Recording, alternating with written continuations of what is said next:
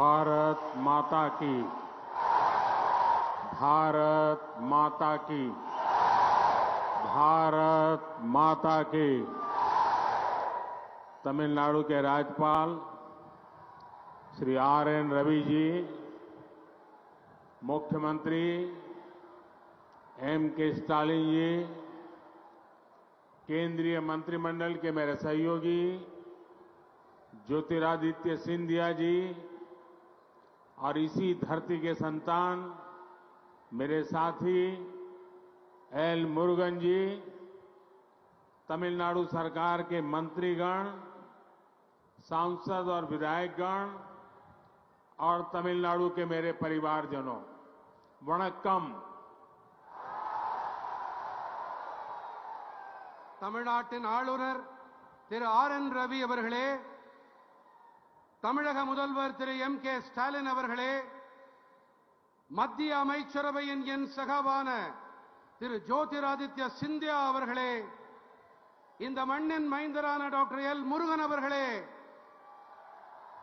தமிழக அரசின் அமைச்சர்களே, நாடாளுமன்ற சட்டமன்ற உறுப்பினர்களே, மேலும் தமிழ்நாட்டின் என் குடும்ப சொந்தங்களே,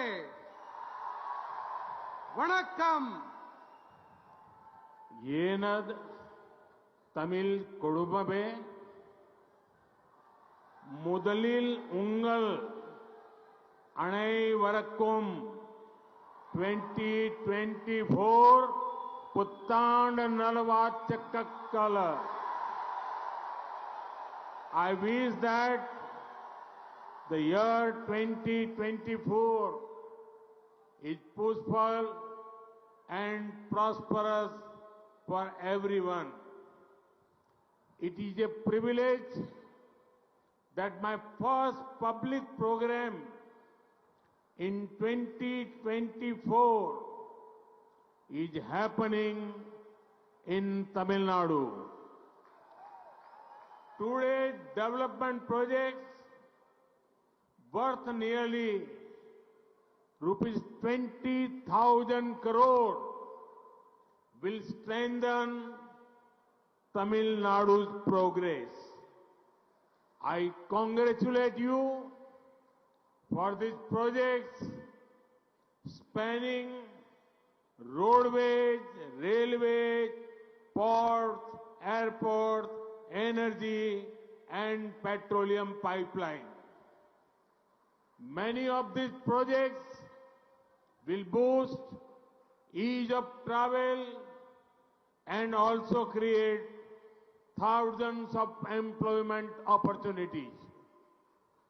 எனது தமிழ் குடும்ப உறவுகளே, முதற்கண் உங்கள் அனைவருக்கும் 2024ற்கான புத்தாண்டு நல்வாழ்த்துக்கள். 2024ஆம் ஆண்டு அனைவருக்கும் அமைதியானதாகவும் வளமானதாகவும் இருக்கட்டும். 2024ஆம் ஆண்டுக்கான என்னுடைய முதலாவது பொது நிகழ்ச்சி தமிழ்நாட்டில் நடக்கிறது என்பதை நான் என் பாக்கியமாக கருதுகிறேன். சுமார் 20,000 கோடி ரூபாய் மதிப்பிலான இன்றைய வளர்ச்சி திட்டங்கள் தமிழ்நாட்டின் வளர்ச்சியை பலப்படுத்தும். சாலை வழிகள், ரயில் பாதைகள், துறைமுகங்கள், விமான நிலையங்கள், எரிசக்தி ஆற்றல் மற்றும் ஒரு பெட்ரோலிய குழாய் இணைப்பு ஆகிய இந்த திட்டங்களுக்காக நான் உங்களுக்கு என் நல்வாழ்த்துக்களை தெரிவித்துக் கொள்ளுகிறேன். இதில் பல திட்டங்கள் பயணிப்பதில் சுலபத்தன்மை, அதை ஊக்கப்படுத்துவதோடு ஆயிரக்கணக்கான வேலை வாய்ப்புகளையும் உருவாக்கும். Friends, the last few weeks of 2023 were difficult for many people in Tamil Nadu. We lost many of our fellow citizens due to heavy rains. There has also been significant loss of property. I was deeply moved at the condition of the affected families. The central government stands with the people of Tamil Nadu in this time of crisis. We are providing every possible support to the state government. Further, just a few days ago, we lost Thiru Vijayakant ji. He was a captain not only in the world of cinema, but also in politics. He won the hearts of the people through his work in films. As a politician, he always put national interest above everything. I pay my tributes to him. I also express my condolences to his family and admirers. Friends, today when I am here, I also remember another son of Tamil Nadu, Dr. M.S. Swaminathan ji. He played an important role in ensuring food security for our country. We lost him last year as well. நண்பர்களே, தமிழ்நாட்டில் பலருக்கு 2023ஆம் ஆண்டின் கடந்த சில வாரங்கள் மிகவும் கடினமானவையாக இருந்தன. கனமழை காரணமாக நமது பல சக குடிமக்களை நாம் இழக்க வேண்டியிருந்தது. சொத்துக்கள், உடைமைகள் இழப்பும் கணிசமானவையாக இருந்தன. பாதிக்கப்பட்ட குடும்பங்களின் நிலை எனக்குள்ளே மிகவும் ஆழமான பாதிப்பை ஏற்படுத்தியது. இந்த நெருக்கடியான வேளையிலே மத்திய அரசாங்கம் தமிழ்நாட்டு மக்களுக்கு துணையாக நிற்கின்றது. சாத்தியமான அனைத்து ஆதரவையும் மாநில அரசாங்கத்திற்கு நாங்கள் அளித்து வருகின்றோம். இதோ சில நாட்கள் முன்பாக நாம் திரு விஜயகாந்த் அவர்களை இழந்திருக்கின்றோம். அவர் சினிமா உலகின் கேப்டன் மட்டுமல்ல, அரசியலிலுமே அவர் கேப்டனாக இருந்து வந்திருக்கிறார். திரைப்படங்களில் அவருடைய செயல்பாடு காரணமாக, அதன் வாயிலாக அவர் மக்களின் இதயங்களை கொள்ளை கொண்டிருக்கிறார். ஒரு அரசியல்வாதி என்ற முறையிலே அவர் அனைத்திற்கும் மேலாக தேசிய நலனுக்கு முன்னுரிமை அளித்து வந்திருக்கிறார். அவருக்கு நான் என்னுடைய அஞ்சலிகளை காணிக்கையாக்குகின்றேன். அவருடைய குடும்பத்துக்கும் அபிமானிகளுக்கும் நான் என் ஆழமான இரங்கல்களை உரித்தாக்குகின்றேன். நண்பர்களே, இன்று நான் இங்கே தமிழ்நாட்டில் இருக்கும் வேளையிலே நான் தமிழ் மண்ணின் மேலும் ஒரு மைந்தரான முனைவர் எம்.எஸ். சுவாமிநாதன் அவர்களையும் நினைவு கூர்கிறேன். அவர் நமது நாட்டின் உணவு பாதுகாப்பிற்காக ஒரு முக்கியமான பங்களிப்பை அளித்தார். கடந்த ஆண்டிலே நாம் அவரையும் இழந்திருக்கிறோம். येनद तमिल कुटुंब में आजादी का अमृत काल यानी आने वाले 25 साल भारत को डेवलप्ड नेशन बनाने के हैं. जब मैं विकसित भारत की बात करता हूं तो इसमें आर्थिक और सांस्कृतिक दोनों पहलू शामिल हैं. इसलिए मैं इसमें तमिलनाडु की विशेष भूमिका देखता हूं. तमिलनाडु भारत की समृद्धि और सांस्कृतिक परिविरासत का प्रतिबिंब है. तमिलनाडु के पास तमिल भाषा और ज्ञान का प्राचीन खजाना है. संत तिरुवल्लुवर से लेकर सुब्रमण्यम भारती तक अनेक संतों ज्ञानियों ने अद्भुत साहित्य की रचना की है। सीवी रमन से लेकर आज तक अनेकों अद्भुत साइंटिफिक और टेक्नोलॉजिकल ब्रेन इस मिट्टी ने पैदा किए हैं। इसलिए मैं जब भी तमिलनाडु आता हूं, एक नई ऊर्जा से भर जाता हूं। என் தமிழ் குடும்ப உறவுகளே, சுதந்திரத்தின் அமுத காலம், அதாவது வரவிருக்கும் 25 ஆண்டு காலகட்டத்திலே பாரதத்தை வளர்ந்த தேசமாக நாம் ஆக்க வேண்டும்.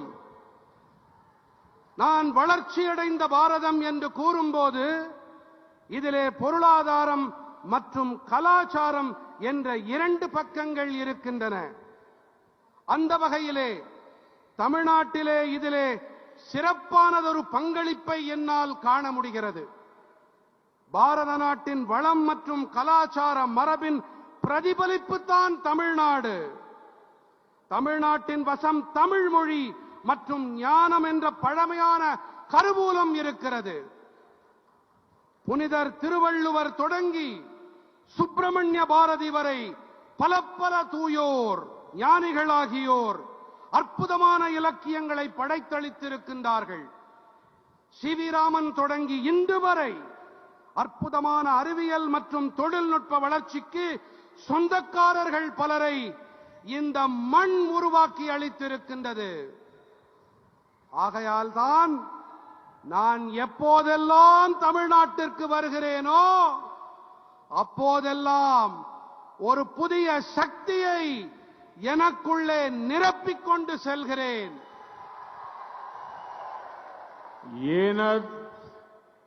कुडुम्ब में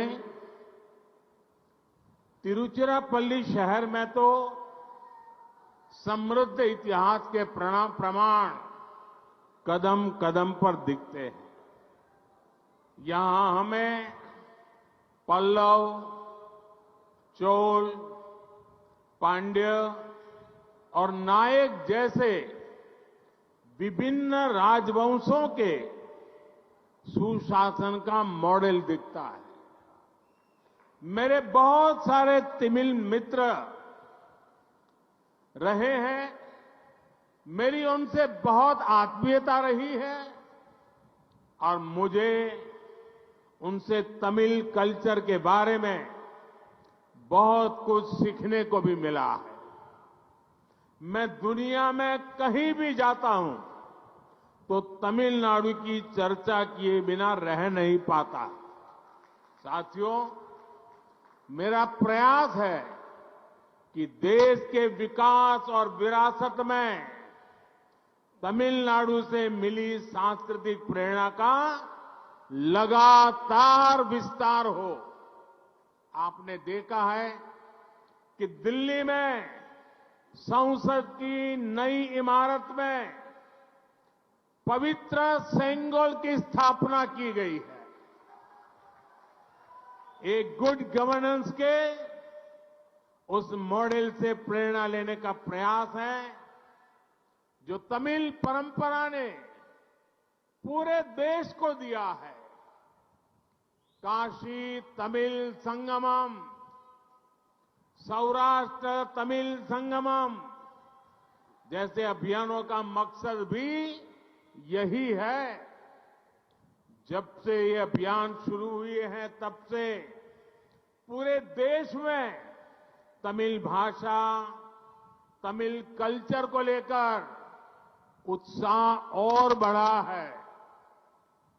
எனக்கு பிரியமான குடும்ப உறுப்பினர்களே, திருச்சிராப்பள்ளி நகரம் என்று சொன்னாலே வளமான வரலாற்றுக்கான சான்றுகள் அங்கிங்கனாதபடி எல்லா இடங்களிலும் கொட்டி கிடக்கின்றது. இங்கே பல்லவர்கள், சோழர்கள், பாண்டியர்கள், நாயக்கர்கள் போன்ற பல்வேறு அரச வம்சங்களின் நல்லாட்சி மாதிரிகள் கண்கூடாக காண கிடைக்கின்றன. எனக்கு ஏராளமான தமிழ் நண்பர்கள் உண்டு. அவர்களிடத்திலே எனக்கு மிக நெருக்கமான உறவுகள் உண்டு. இவர்களிடமிருந்து தமிழ் கலாச்சாரம் பற்றி வெகுவாக கற்கக்கூடிய நல்வாய்ப்பும் எனக்கு கிட்டியிருக்கிறது. உலகின் எந்த இடத்திற்கு நான் சென்றாலும் கூட தமிழ்நாட்டை பற்றி பேசாமல், தமிழ் மொழியை மனதார புகழாமல் என்னால் இருக்க முடிவதில்லை. நண்பர்களே, தேசத்தின் வளர்ச்சி மற்றும் பாரம்பரியத்தில் தமிழ்நாட்டிலிருந்து கிடைக்கும் கலாச்சார உத்வேகம் தொடர்ந்து விரிவாக வேண்டும், பரவ வேண்டும் என்பதே என்னுடைய முயற்சியாக இருக்கிறது. தில்லியின் பாராளுமன்ற புதிய கட்டிடத்திலே புனிதமான செங்கோல் நிறுவப்பட்டிருப்பதை நீங்கள் கண்டிருக்கலாம். தமிழ் பாரம்பரியமானது தேசத்திற்கு அளித்திருக்கும் நல்லாளுகை மாதிரியிலிருந்து கருத்தூக்கம் பெறும் முயற்சியே இது. காசி தமிழ்ச் சங்கமம், சௌராஷ்டிரா தமிழ்ச் சங்கமம் போன்ற இயக்கங்களின் பொருளும் கூட இதுதான். இந்த இயக்கங்கள் தொடங்கப்பட்டதிலிருந்து நாடு முழுவதிலும் தமிழ் மொழி, தமிழ் கலாச்சாரம் தொடர்பான உற்சாகம் அதிகரித்துக் கொண்டே இருக்கிறது. येन कुडुंब में पिछले 10 वर्षों में भारत ने आधुनिक इंफ्रास्ट्रक्चर पर बहुत बड़ा निवेश किया है। रोड, रेल, पोर्ट, एयरपोर्ट, गरीबों के घर हो या अस्पताल, आज भारत फिजिकल और सोशल इंफ्रास्ट्रक्चर पर अभूतपूर्व निवेश कर रहा है। आज भारत दुनिया की टॉप 5 इकोनॉमी में है। आज भारत पूरी दुनिया में एक नई उम्मीद बनकर उभरा है। बड़े बड़े इन्वेस्टर्स भारत में निवेश कर रहे हैं और इसका सीधा लाभ तमिलनाडु को, तमिलनाडु के लोगों को भी मिल रहा है। तमिलनाडु मेक इन इंडिया का बहुत बड़ा ब्रांड एम्बेसडर बन रहा है। என் அன்பு நிறை குடும்ப சகோதர சகோதரிகளே, கடந்த 10 ஆண்டுகளிலே நவீன கட்டமைப்பின் மீது மிகப்பெரிய முதலீட்டை பாரதம் புரிந்திருக்கிறது. சாலை வழி, ரயில் பாதை, துறைமுகம், விமான நிலையங்கள், ஏழைகளுக்கான வீட்டு வசதிகள் அல்லது மருத்துவமனைகள் என இன்று பாரதம் கட்டுமானம் மற்றும் சமூக கட்டமைப்பின் மீது இதுவரை காணாத முதலீடுகளை செய்து வருகின்றது. இன்று பாரதம் உலகின் தலை சிறந்த 5 பொருளாதாரங்களில் ஒன்றாக விளங்குகிறது. உலகின் ஒரு புதிய நம்பிக்கை தாரகையாக இன்று பாரதம் ஒளிவீசிக் கொண்டிருக்கிறது. பெரிய பெரிய முதலீட்டாளர்கள் எல்லாம் இன்று பாரதத்தில் முதலீடு செய்து வருகிறார்கள். இதன் நேரடி ஆதாயம் தமிழ்நாட்டிற்கும் தமிழ் மக்களுக்கும் கிடைத்து வருகின்றது. தமிழ்நாடு மேக் இன் இந்தியா, இந்தியாவில் தயாரிப்போம், இதன் மிகப்பெரிய பிராண்ட் அம்பாசடராக மாறிக்கொண்டிருக்கிறது. येन कुडुंब में हमारी सरकार राज्य के विकास से देश के विकास के मंत्र पर चलती है। पिछले 1 साल में केंद्र सरकार के 40 से भी ज्यादा अलग अलग मंत्रियों ने 400 से ज्यादा बार तमिलनाडु का दौरा किया है। जब तमिलनाडु का तेज विकास होगा तो भारत का भी विकास तेज होगा। डेवलपमेंट का एक बहुत बड़ा माध्यम कनेक्टिविटी भी है। इससे व्यापार, कारोबार भी बढ़ता है, लोगों को भी सुविधा होती है। विकास की यही भावना आज हम यहां तिरुचिरापल्ली में भी देख रहे हैं। त्रिची इंटरनेशनल एयरपोर्ट के नए टर्मिनल से यहां की कैपेसिटी 3 गुना बढ़ जाएगी। इससे ईस्ट एशिया, मिडिल ईस्ट और देश दुनिया के दूसरे हिस्सों तक त्रिची की कनेक्टिविटी और सशक्त होगी। इससे त्रिची सहित आसपास के बहुत बड़े क्षेत्र में निवेश के, नए बिजनेस के नए अवसर भी बनेंगे। यहां एजुकेशन, हेल्थ और टूरिज्म के सेक्टर को बहुत बल मिलेगा। यहां एयरपोर्ट की कैपेसिटी तो बड़ी ही है, इसको नेशनल हाईवे से कनेक्ट करने वाले एलिवेटेड रोड से भी बहुत सुविधा होगी। मुझे खुशी है कि त्रिची एयरपोर्ट लोकल कला संस्कृति से, तमिल परंपरा से पूरी दुनिया को परिचित कराएगा। என் நெஞ்சம் நிறை குடும்ப உறவுகளே, மாநில வளர்ச்சி மூலம் தேசத்தின் வளர்ச்சி என்ற மந்திரத்தை அடிநாதமாக கொண்டு நாம் செயல்பட்டு வருகிறோம். கடந்த ஓராண்டிலே மத்திய அரசாங்கத்தின் 40க்கும் மேற்பட்ட பல்வேறு அமைச்சர்கள் 400க்கும் மேற்பட்ட முறை தமிழ்நாட்டின் சுற்றுப்பயணத்தை மேற்கொண்டிருக்கிறார்கள். தமிழ்நாடு விரைவான வளர்ச்சியை அடையும் போது பாரதத்தின் வளர்ச்சியும் விரைவுபடும். இணைப்புகள் கூட முன்னேற்றத்திற்கு ஒரு மிகப்பெரிய ஊடகமாக விளங்குகின்றன. இதனால் வியாபாரமும் வணிகமும் பெருகுவது மட்டுமல்ல, மக்களுக்கு வசதி வாய்ப்புகளும் ஏற்படுகின்றன. வளர்ச்சியின் இந்த உணர்வைத்தான் இன்று இங்கே திருச்சிராப்பள்ளியிலே நாம் பார்த்துக் கொண்டிருக்கிறோம். திருச்சி சர்வதேச விமான நிலையத்தின் புதிய முனையம் காரணமாக இந்த இடத்தின் இணைப்பு திறன் 3 மடங்கு அதிகரிக்கும். இங்கிருந்து கிழக்காசியா, மத்திய ஆசியா, மேலும் உள்நாட்டின் உலக நாடுகளின் பிற பாகங்கள் வரை திருச்சியின் இணைப்பில் அதன் திறன் மேலும் வலுவானதாக ஆகும். இதனால் திருச்சியை தவிர அண்டைப்புறத்தில் இருக்கும் மிகப்பெரிய பகுதியிலே முதலீடுகளும் புதிய வணிகத்திற்கான புதிய சந்தர்ப்பங்களும் உருவாக்கப்படும்.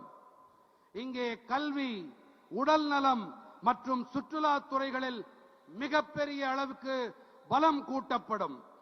இங்கே விமான நிலையத்தின் திறன் அதிகரிப்பதோடு இதை உயர்த்தப்பட்ட தேசிய நெடுஞ்சாலையோடு இணைக்கும் உயர்த்தப்பட்ட சாலையாலும் கூட மிகப்பெரிய வசதி உண்டாகும்.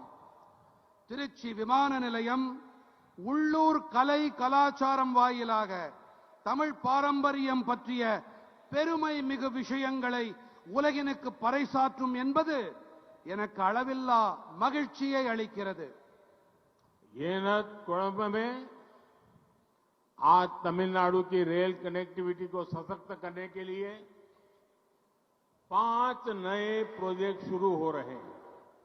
इनसे ट्रैवल और ट्रांसपोर्टेशन तो आसान होगी ही, इस क्षेत्र में इंडस्ट्री को, बिजली उत्पादन को भी बल मिलेगा।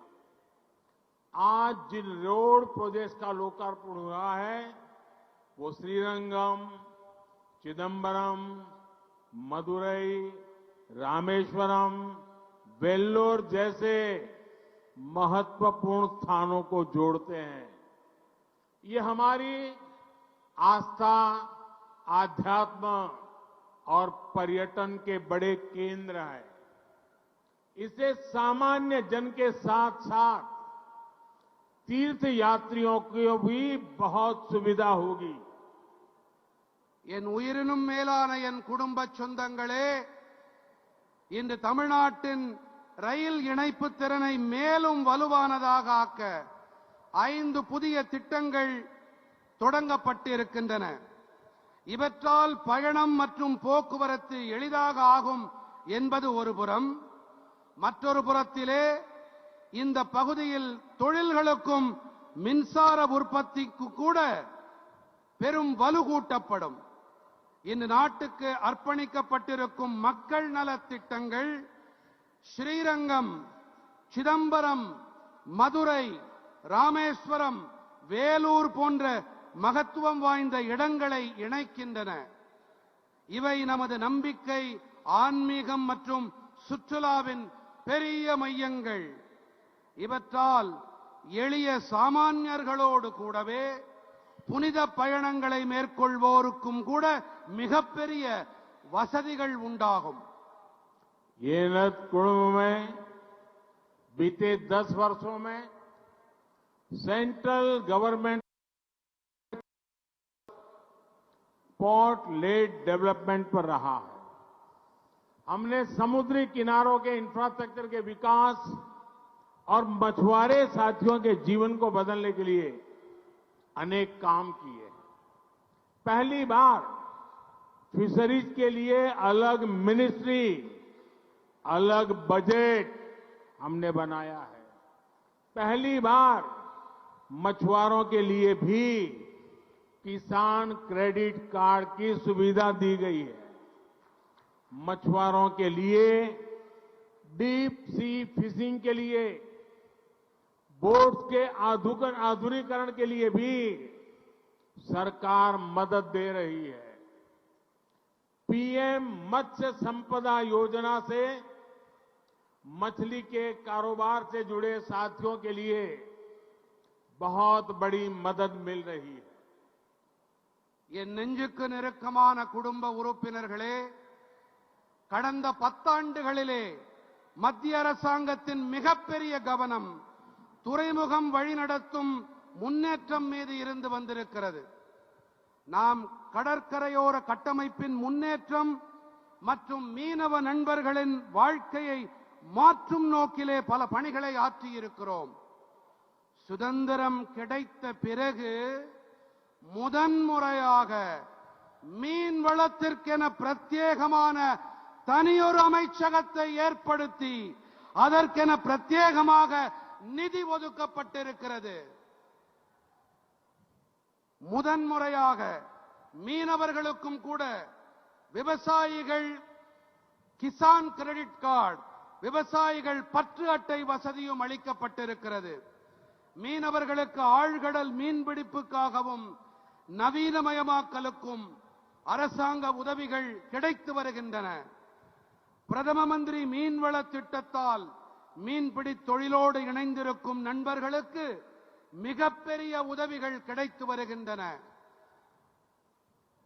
येनत कुडुंब में सागरमाला योजना से आज तमिलनाडु सहित देश के अलग अलग पोर्ट्स को अच्छी सड़कों से कनेक्ट किया गया जा रहा है. सेंट्रल गवर्नमेंट के प्रयासों से आज भारत की पोर्ट कैपेसिटी और जहाजों के टर्न अराउंड टाइम में बहुत सुधार हुआ है. कामराजार पोर्ट भी आज देश के सबसे तेजी से विकसित होने वाले पोर्ट्स में से एक है. इस पोर्ट की कैपेसिटी को हमारी सरकार लगभग 2 गुना कर चुकी है.